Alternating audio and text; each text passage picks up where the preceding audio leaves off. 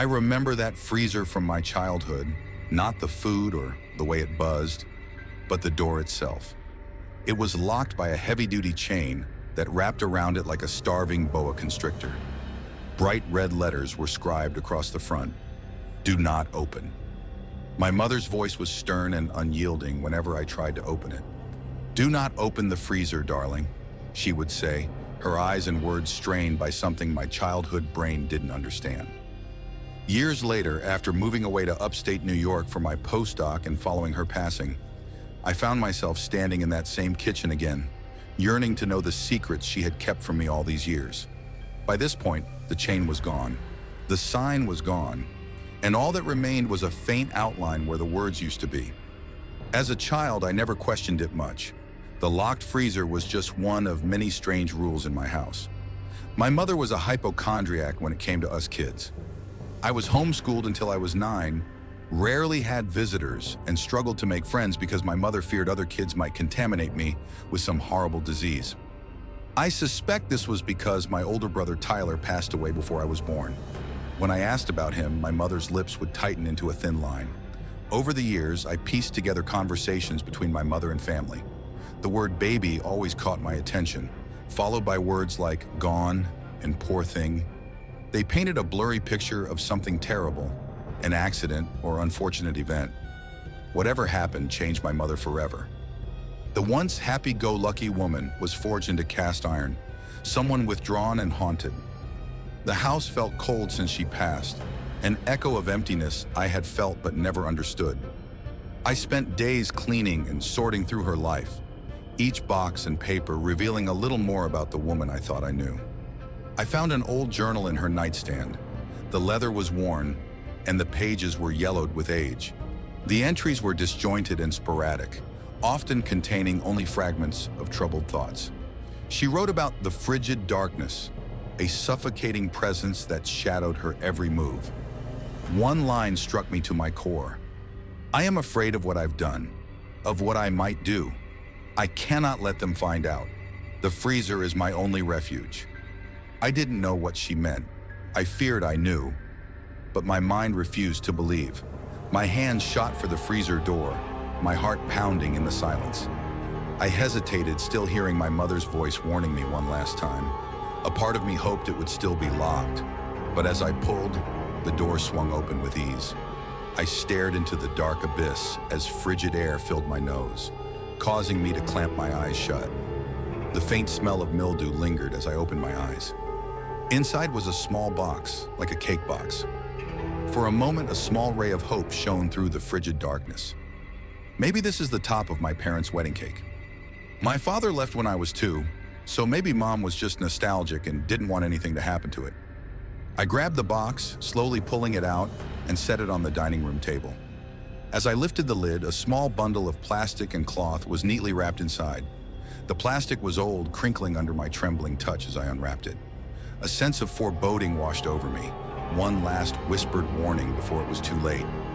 The final piece of cloth fell away, and I was face to face with an infant. Horrified, I lurched backward, dropping the box in a fit of anxiety, rage, and disgust. In my weeping sorrow, I finally understood the isolation, the loneliness, the emptiness, the whole damn thing.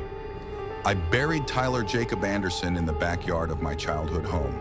The truth was out, a secret long buried now laid bare, and with it came a strange, aching relief. To this day, I carry my mother's grief with me, a testament to the frigid darkness we all carry and the light we strive to find. In college 2008 to 2014, I was an avid metal detectorist.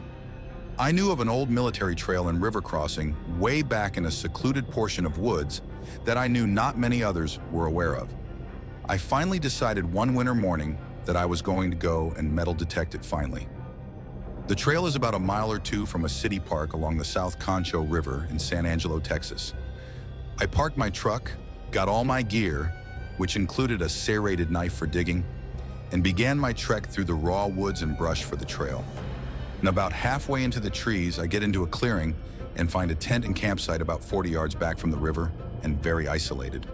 There's cans laying all around it, some clothes and other stuff that made it evident that someone was using it. I didn't hang around it for long and kept on my way. As I was getting past the tent, this haggard-looking guy comes out of the brush just a few feet from me. I startled him as much as he startled me, and after some innocent chit-chat back and forth, he asked what I was doing in the woods. I told him about the old trail, my metal detecting stuff, and lied that it was a pretty well-known site for hobbyists like me. The latter seemed to get him a bit anxious. He starts asking me if I've messed with his campsite any, and I told him no except for accidentally stepping on one of the cans.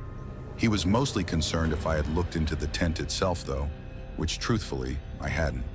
The guy related that his wife had kicked him out of their apartment a few days ago, and he was just staying in the woods until he got back on his feet.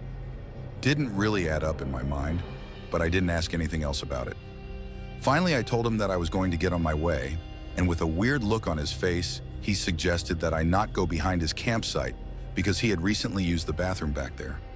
Whether there was fresh fertilizer back there or not, no way was I going to be hanging around much longer regardless.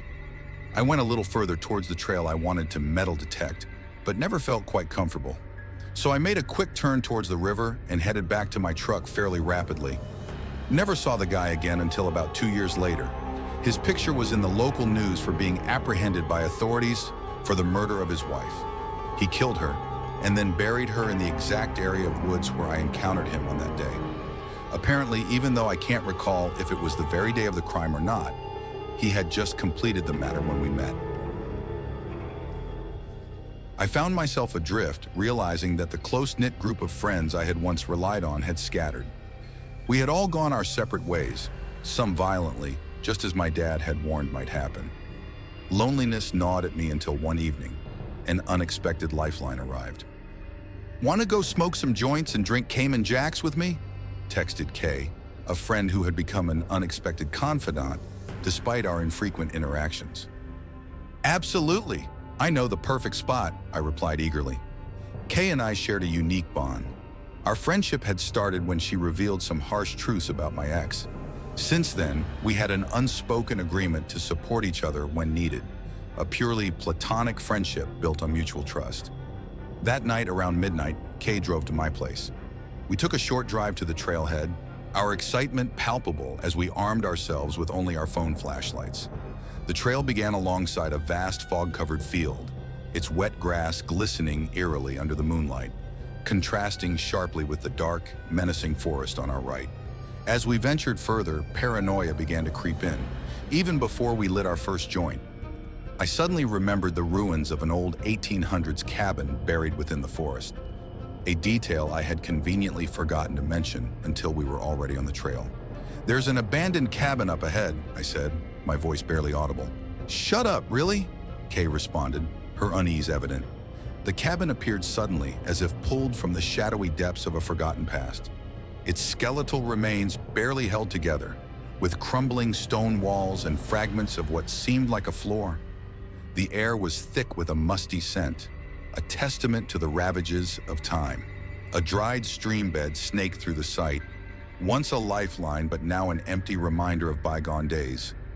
Broken beams jutted out at odd angles, and patches of moss clung to the decaying wood, resembling a patchwork quilt of decay. "What do you think happened here?" Kay asked, her voice tinged with both curiosity and trepidation. "How would I know?" I replied, running my hand along the cool, rough stones. "This is definitely pretty fucking cool, though." "Do you think it's haunted?" Kay asked with a nervous chuckle, trying to make light of the eerie atmosphere. "I don't know about haunted," I said, peering into the shadows cast by the ruins. "But there's definitely something unsettling about it. But it is literally 1 a.m. We stood there for a moment, absorbing the eerie silence that wrapped around us. It was as if the forest itself held its breath, waiting for us to move on. After soaking in the haunting aura of the cabin, we continued up a steep incline into the heart of the forest. My flashlight caught a giant spider web, glistening with dew, and an enormous spider perched menacingly in the center.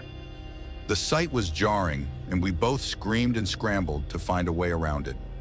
Emerging into a clearing, we reached the final stretch to the hilltop. Trying to lighten the mood, I joked, "Why are we doing this? We haven't even smoked yet." eliciting a reluctant laugh from Kay. Atop the hill, we set up our chairs and lit our joints. The initial relief quickly transformed into heightened paranoia as the weed took effect. The chirping birds behind us shifted from soothing to sinister, their calls hollow and dissonant. It was as though some unseen force had twisted the natural world into a parody of itself. "I don't feel right," I confided to Kay.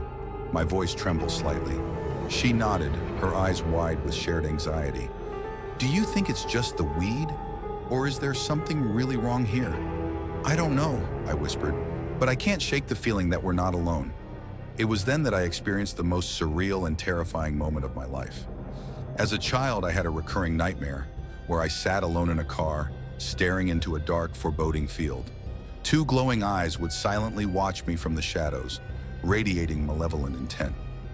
Now, back in reality, those very eyes appeared below us in the prairie, about 150 feet away.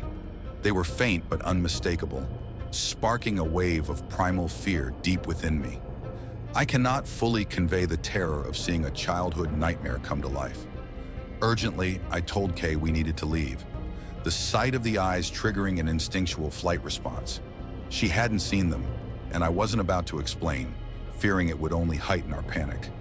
We made a hurried descent down the trail, our nerves further frayed by the sudden barking of dogs in the distance. Once inside Kay's car, we drove to a nearby cemetery to finish smoking. I remained silent about the eyes, knowing it would be too bizarre for anyone to comprehend. To this day, I haven't returned to that hill. Whatever I saw that night, real or imagined, instilled a fear that still lingers. This story might seem far-fetched, but every word of it is true. Has anyone else experienced something like this? Let me know in comments section below. My 7th birthday was supposed to be the happiest day of my life. The backyard was a burst of color and laughter, with balloons and music bobbing in the early July breeze. The sweet scent of cake and ice cream mingled with the smell of freshly cut grass. I remember running towards the swings when I noticed something odd. Behind the fence, partially hidden by the shadows of the trees, stood a tall man. He was wearing a wide-brimmed hat that obscured his face, but I could feel his eyes boring into me. My stomach churned with an inexplicable dread. I glanced back a few times, and each time, the man seemed a little closer, as if he were inching forward whenever I wasn't looking. Suddenly, I heard a noise behind me, a rustling sound followed by a blood-curdling scream. I turned around just in time to see the man grabbing my best friend, Emily. Her terrified scream was abruptly cut short as he yanked her through a gap in the fence. Chaos erupted as parents and kids scrambled to understand what had just happened, their joyful cries turning into horrified, helpless shouts. The ensuing search for Emily was intense. The police never found all of her remains. A week after Emily's disappearance, some neighborhood boys fishing in the McKee River stumbled upon her left foot, which had been gnawed to the bone by the local marine life. A few weeks later, Mrs. Moore, walking her dog east along the river, discovered her 2 little hands. It felt as though the man had turned her body into a grim scavenger hunt. What's even worse is that the person who did it was never found. Besides eyewitness testimony, the only other clues were photos from that day, each with the tall man in the background, always watching. Even now, 20 years later, the fear haunts me in the most mundane moments. Every time I open a drawer or a cabinet, my heart races with the dread that I might find something that doesn't belong there. I fear that I might discover Emily or another piece of the past that refuses to let go. Today, as I was organizing the living room, I knocked over a box of old photos. As I bent down to gather them, I felt the hairs on the back of my neck prickle. I turned back to the photos scattered across the floor, and my heart nearly stopped. It was a photo of me squatting down to retrieve the spilled photos. And in the reflection of the living room mirror was the tall man, standing just behind me. I am locked in the downstairs bathroom now. The cold tiles press against my back as I try to quiet my breathing, my mind racing with panic and disbelief. He's back, and I fear I will not make it out of this alive. I can hear the soft creaking of the floorboards outside the door, a slow, deliberate sound that sends a chill down my spine. Every instinct screams at me to hide, but there is nowhere to go. I think of Emily, of her laughter that day and the horror that followed, and I know I have to act for me and her. With trembling hands, I search the small bathroom for anything I can use as a weapon. My fingers close around a heavy porcelain lid from the toilet tank. I know it's not much, but it's something. I force myself to breathe, to steady my shaking hands, and I grip the lid tightly, ready to defend myself.